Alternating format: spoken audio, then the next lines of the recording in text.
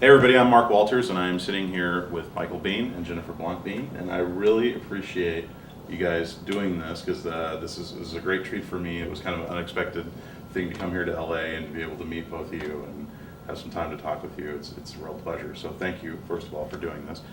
You've got this film coming out called The Victim. I've been talking to my buddy Brian about this film, and last night I just got to see the YouTube clip where you were choked.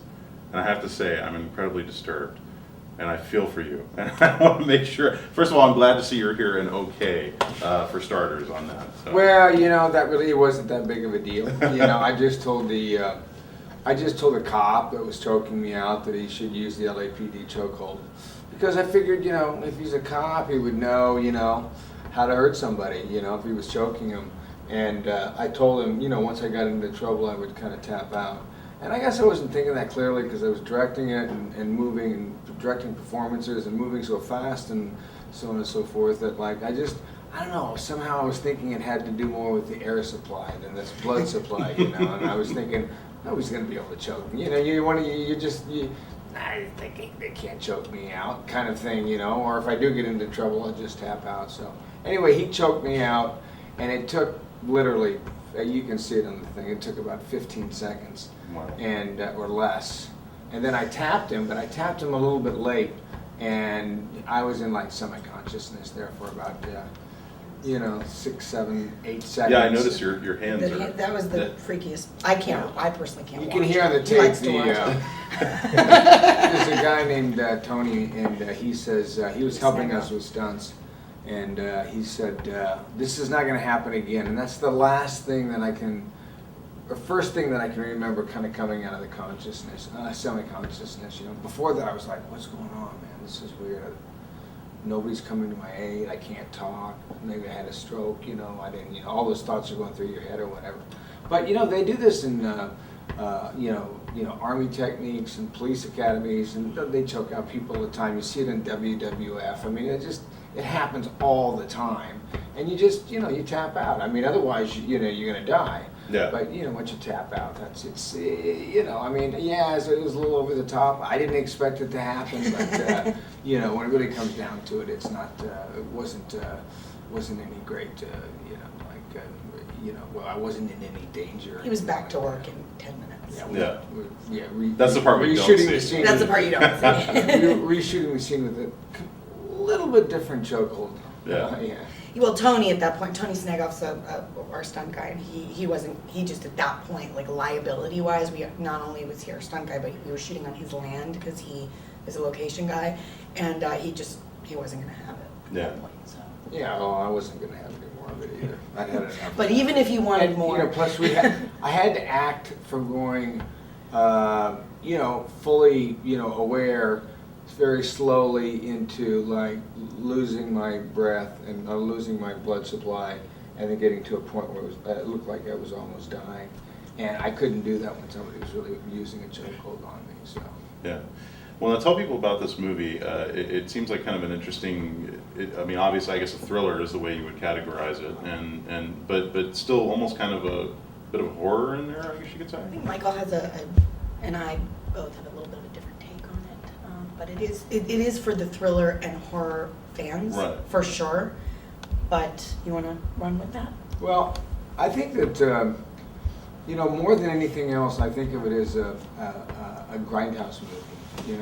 I made these movies for Quentin Tarantino and Robert Rodriguez years ago, and of course they made Machete and Planet Terror and Death Proof and so on and so forth, and they're these movies that were made back in the 70s and for Roger Corman, and it was the kind of thing that where you scrape a little bit of money together and you get your friends and you get some people together and you say to yourself, okay, what can we exploit the most on film that people want to see? Okay, sexy chicks, dirty cops, Naked people, sex, some violence, a little bit of action, and let's throw a serial killer into it, And I was on my way back from shooting the Divide, which is the Xavier Janssen movie, and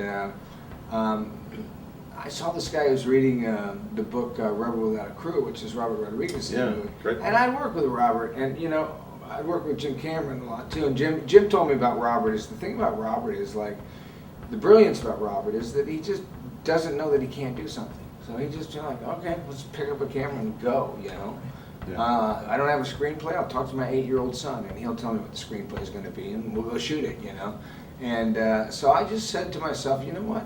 Instead of going back to Los Angeles, waiting around for my agents to call, I'm just going to go make this little grindhouse movie, like down and dirty, no money. Everybody worked for nothing. We got favors. I mean, Danielle's a friend of Everything's ours. deferred, you know, if we make any money, everybody will get paid, but Right. if not, nobody will get paid. And it's just like, you know, we made it in 11 days, thanks to Brian and some other people, and that everybody everybody worked really, really hard on it, but it's grindhouse, you know, it's like... It's fun, it's a thrill ride.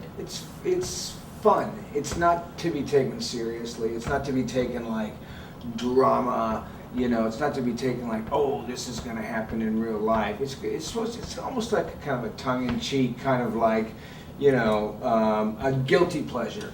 I would But say it's more not, than it's not That's a a horror. great- It's not a horror like guts coming out like Machete necessarily, and it's not like Harry Brown style thriller where it's very freaking serious. You know, it's got a life of its own, really. Yeah, it's a little bit tongue in cheek, and it's a little bit. I think it's. I would call it a guilty pleasure, you know, and it's. It's You know, beautifully short, and it is beautifully shot. We shot it day for night, and I think it'll be beautifully shot. And we're There's working an on homage to finding Xavier Gens from his Frontiers. There's an homage to Quentin. There's an homage to Robert. There's an homage to Clint Eastwood. You know, Yes. I've got like, you know, I'm just messing around. You know, you pick up a camera and just go up into the woods and go shoot stuff. You know, and what happened was that, you know, it just kind of like started off as this little like, well, what are we gonna do? Well, okay, I'll write something. Well, what do you want to write? Well, I had remembered this script that somebody had written Reed Lackey. 3 months ago, and Yeah, it was and like I- a novella. Mhm.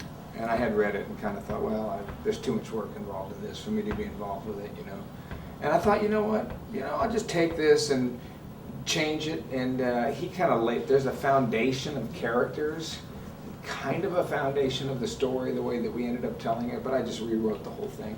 And I started writing it, you know, and then I told her to, you know, to go into production and to hire some people, and she hired Lorna Lorna Palm. and Ryan Honey, who plays the antagonist in the movie, helped produce it. And Morse produced you know, it. everybody went out, and we went out, and you know, they started looking for locations, putting the crew together. And while they were doing that, I was writing the script, and we wrote the script in about 3 or 4 weeks, and by the time I was done writing the script, we were ready to start shooting, and we just like went. So it was like, you know. There's some really good performances in this too. Like, as fun as it is, there's people are acting up a storm in this, and it's fun. And it's thanks to Michael's a really good director, and it might not be what he always wants to do, but he's really good at it, and he's good at pulling